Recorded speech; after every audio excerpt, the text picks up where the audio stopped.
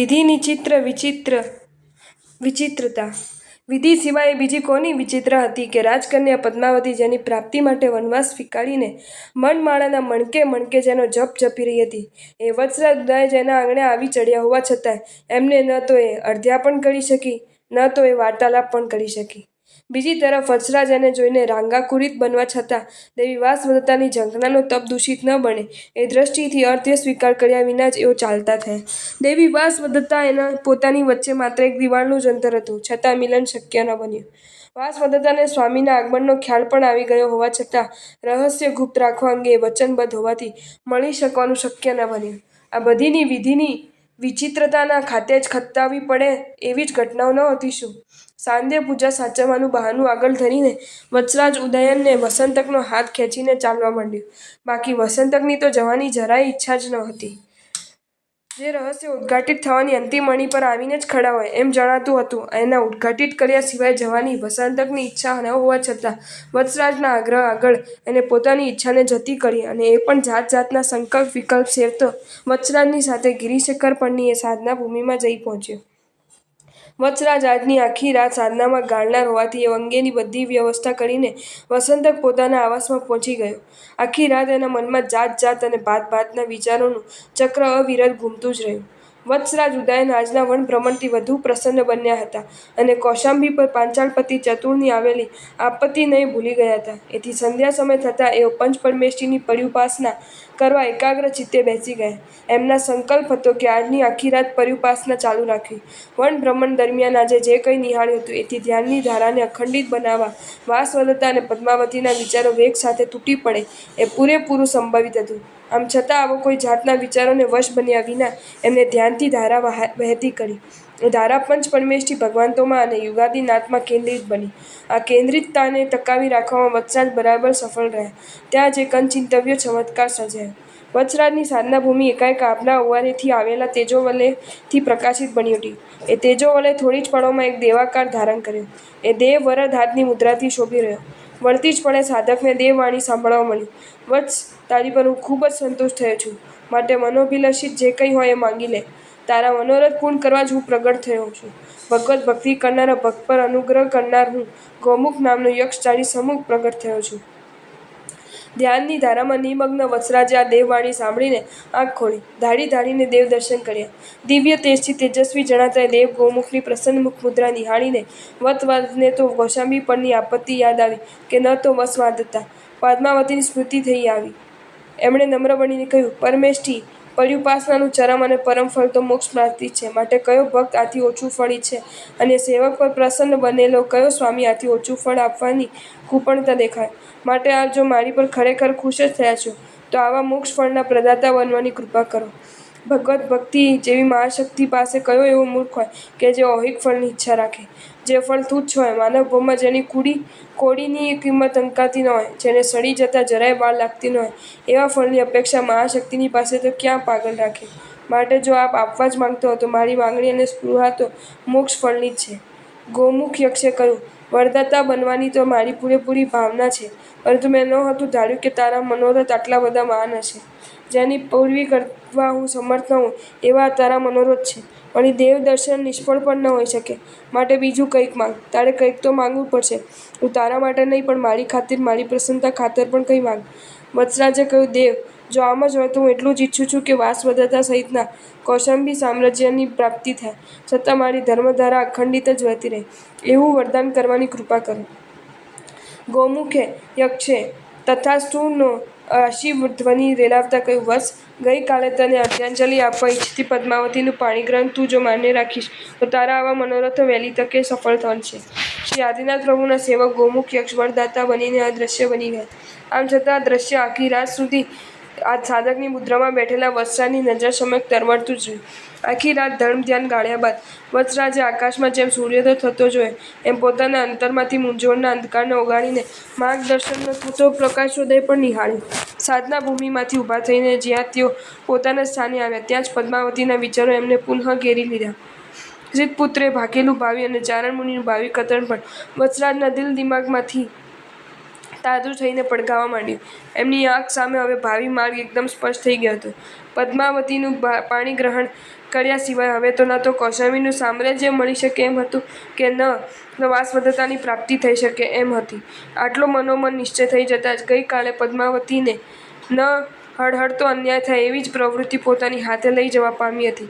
એની સ્મૃતિ વત્સરાજના દિલને સળગાવી રહી. એમને વિચાર આવ્યો કે મારી પર અનન્ય આસ્થા ધરાવતી પદ્માવતીનું અર્ઘ્ય પણ મેં ન સ્વીકાર્યું. આ અપમાનથી એનું દિલ કેટલું બધું ઘવાયું હશે! આવો આઘાત અનુભવતી પદ્માવતી કોઈ અનિચ્છિત પગલું તો નહીં ભરી બેસે ને? આવા વિચારઘાત અનુભવતા વત્સરાજે વસંતકને સાદ લીધો. પણ એ તો ત્યાં હાજર ન હતો, કેમ કે પૂજા માટેની ફળ ફૂલાદી સામગ્રી એકઠી કરવા એ સુપુષ્પ ઉપવનમાં ગયો હતો. રોજનો એનો આ ક્રમ હતો, એટલે એની પ્રતીક્ષા કરવી પડે એમ હતી. પરંતુ વત્સરાજને મન આટલો કાળ પસાર કરવો કઠિન હતો, કેમ કે હવે તો કોઈ પણ રીતે પદ્માવતીના સમાચાર વહેલી તકે મેળવવાની ઉત્સુકતા ક્ષણે ક્ષણે વધતી જ રહીને વત્સરાજને આકુલ વ્યાકુલ બનાવી રહી હતી. અને વસંતકનો આવવાનો સમય હજી સુધી હતો. એથી વત્સરાજે અંતે વસંતકની સામે જવાનો નિર્ણય લીધો. આ નિર્ણય વત્સરાજે તરત જ અમલમાં મૂકી દીધો. સુપુષ્પ વન તરફ એમને ઝડપભેર ચાલવા માંડ્યું. થોડુંક ચાલ્યા બાદ સામેથી એકી શ્વાસે દોડતા આવતા વસંતક પર એમની નજર પડતાં જ એમના હૈયે ફાળ પડી કે કંઈક અજુગતું તો નહીં બની ગયું હોય ને? વત્સરાજ દોડતા જઈ રહ્યા હતા, વસંતક દોડતો આવી રહ્યો હતો. એથી બંનેનું મિલન ખૂબ જ જલ્દી શક્ય બન્યું. એક વૃક્ષ નીચે બેસીને વત્સરાજે વસંતકને ગઈ રીતે બનેલી ઘટના ટૂંકમાં અક્ષરશઃ કહી સંભળાવી. ગૌમુખ યક્ષ દ્વારા પદ્માવતીના પાણીગ્રહણનો સંકેત સાંભળીને વસંતક રાજીનો રેડ થઈ ગયું. ત્યાં તો વત્સરાજે અધીરાંધરે પૂછ્યું, ગઈકાલે મેં જેને તરછોડી નાખી હતી એ પદ્માવતીનું પછી શું થયું હશે? મારા અપમાનના આઘાતને અસહ્ય ગણીને એણે કોઈ અજુગતું પગલું તો નહીં ભર્યું હોય ને?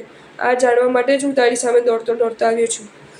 વસંતકે વત્સરાજને કહ્યું, પદ્માવતીની વિતક કહેવા જ હું દોડતો દોડતો આપની સમક્ષ આવી રહ્યો છું. હજી ફળ ફૂલનું ચયન તો બાકી જ છે, પણ એને અધૂરું મૂકી દઈને આવવાની મને ફરજ પડી છે. બન્યું એવું કે હું ફૂલ ચયન કરવા વનમાં આવ્યો. ગઈકાલ સાંજથી જ એવો વિચાર આવ્યો કરતો કે પદ્માવતી બિચારીનું શું થયું છે? એની મુખમુદ્રા જે રીતે મ્લાન બની હતી, એ જ રીતે રુદન કરતી હતી. એ જોઈને મને થતું જ હતું કે પદ્માવતી આ આઘાતને ઝીલવી શકશે કે કેમ. આ મારું અનુમાન ખરે જ સાચું પડ્યું, કેમ કે હું ફૂલ વીણતો હતો ત્યાં જ સંભ્રમથી આકુલ વ્યાકુલ બનીને વનમાં ઘૂમતી ચંપકમાળા મારી નજરે પડી. એની મ્લાન અને પડી ગયેલી મુખમુદ્રા જોતાં જ મને વહેમ તો પડ્યો કે પદ્માવતીના કોઈ અશુભ સમાચાર તો નહીં હોય ને? એથી મેં સામેથી જ પૂછ્યું કે પદ્માવતી કુશળ તો છે ને? ચંપકમાળાએ રડમસાદે મને કહ્યું કે આર્ય વસંતક, પદ્માવતી સકુશળ હોત તો મારી વળી અપ્રસન્ન થવાનું કયું કારણ હોઈ શકે?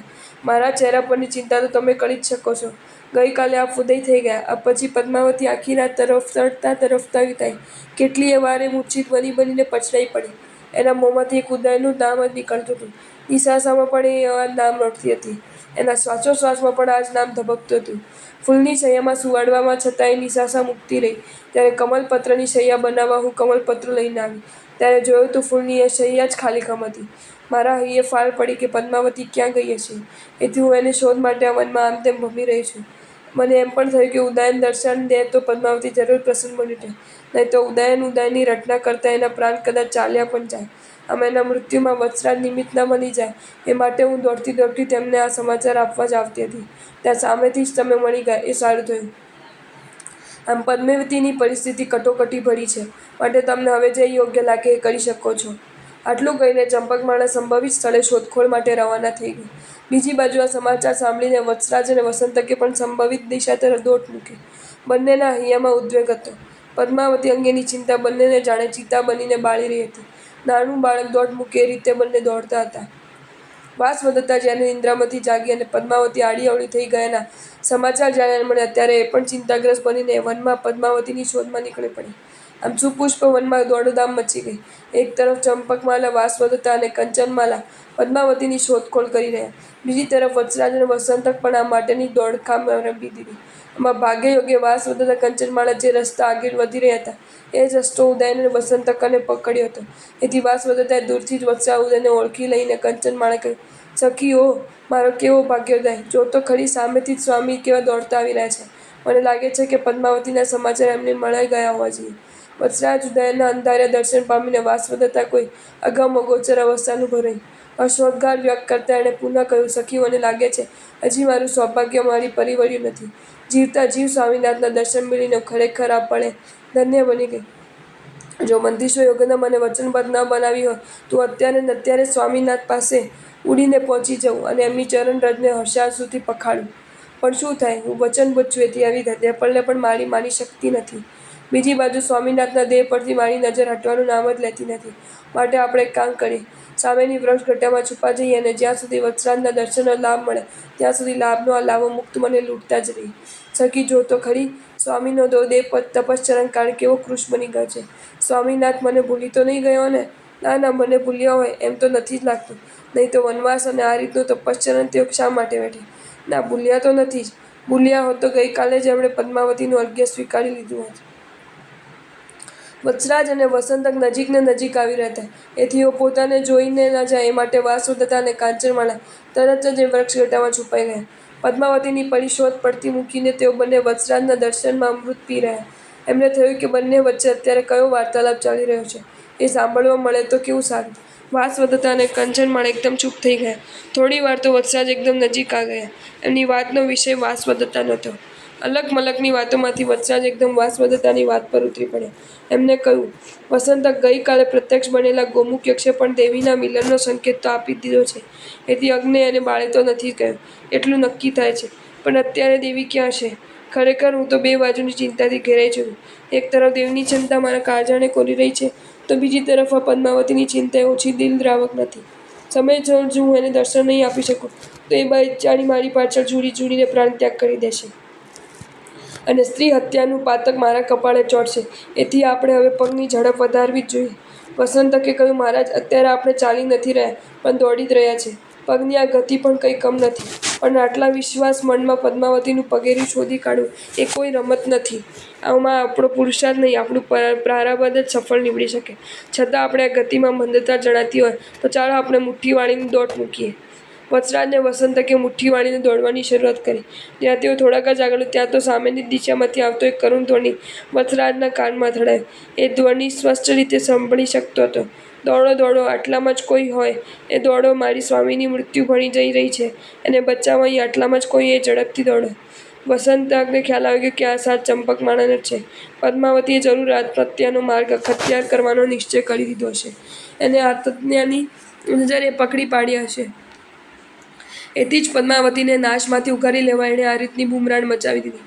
વત્સરાજ અને વસંતક આ બૂમરાણ સાંભળી અને એમના પગને જાણે પાંખો ફૂટી નીકળી, મોંમાંથી ફીણ નીકળી આવે એવા ઊગપૂર્વક એ બંને સાંજની દિશામાં દોડ્યા.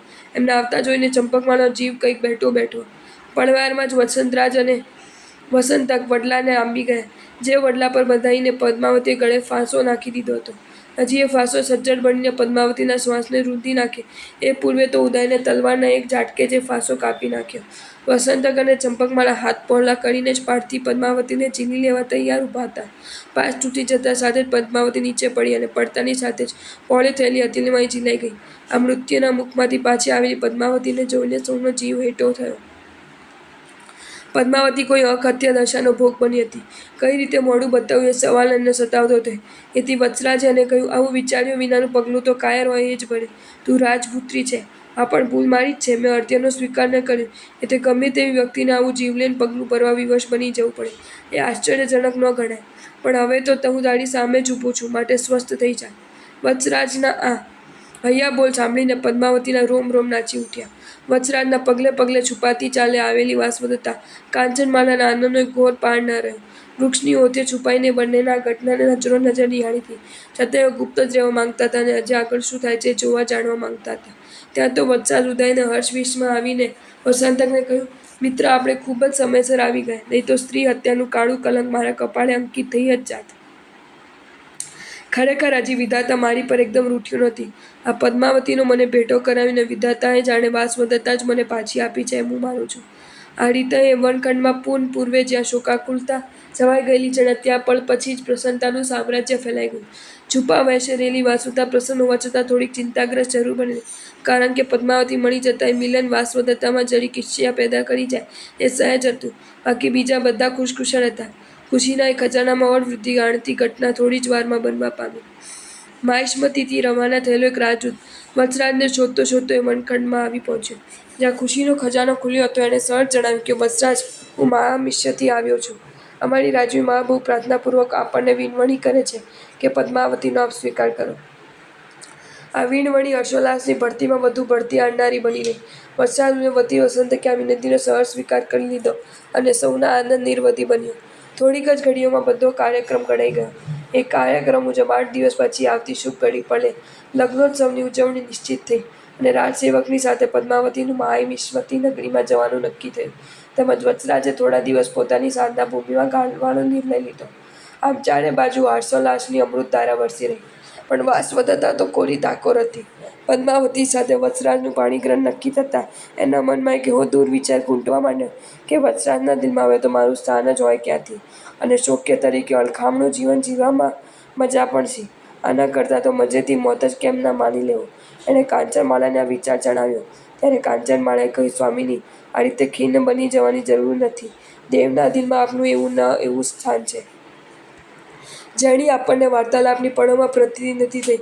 શું માટે મંત્રીશ્વર યોગેન્દ્રનો ભેટો ના થાય ત્યાં સુધી આવો કોઈ જ વિચારને સ્થાન આપ્યા વિના આપણે અદ્રશ્ય રહીને આ બધો બનાવ જોયા જ કરીએ એમ જ આપણું ઈચ્છે.